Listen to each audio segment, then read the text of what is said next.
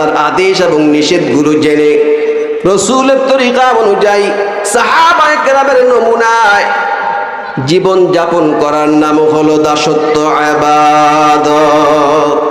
আবার বলবো, আল্লাহ তাআলার নিষেধাজ্ঞা এবং আদেশ, আল্লাহর আদেশ নিষেধগুলো জেনে রাসূলের তরিকা অনুযায়ী সাহাবায়ে কেরামের নমুনায় জীবন যাপন করার নাম হলো ইবাদত।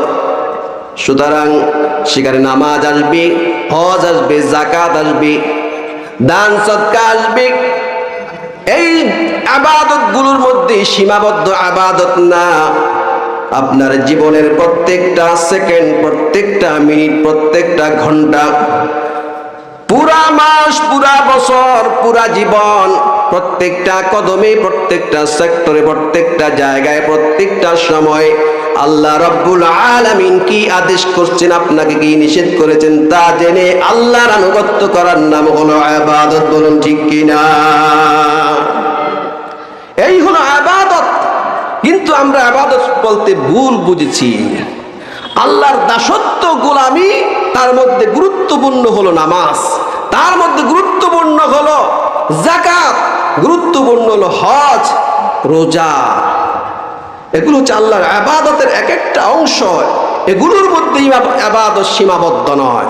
ইবাদত বলেছিলাম আপনার সকল ক্ষেত্রে আল্লাহর দাসত্ব করা, আল্লাহর আনুগত্য করা, আল্লাহর হুকুম মোতাবেক জীবন যাপন করার নাম হচ্ছে ইবাদত।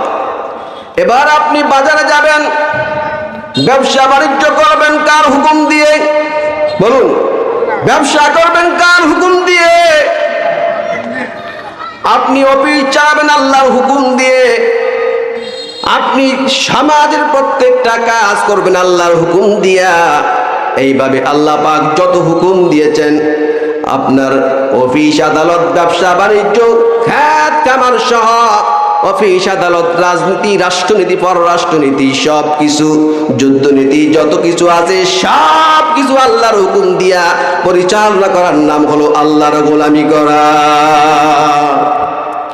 কিন্তু আপনি যদি নির্দিষ্ট ক্ষেত্রে আপনি আল্লাহর গোলামি করলেন, যেমন নামাজ, রোজা, হজ, যাকাত, এই চারটা জিনিসের মধ্যে আল্লাহর গোলামি করলেন, কোরআন তেলাওয়াত করলেন, আল্লাহর গোলামি করলেন, জিকির আজকার করলেন, আল্লাহর গোলামি করলেন।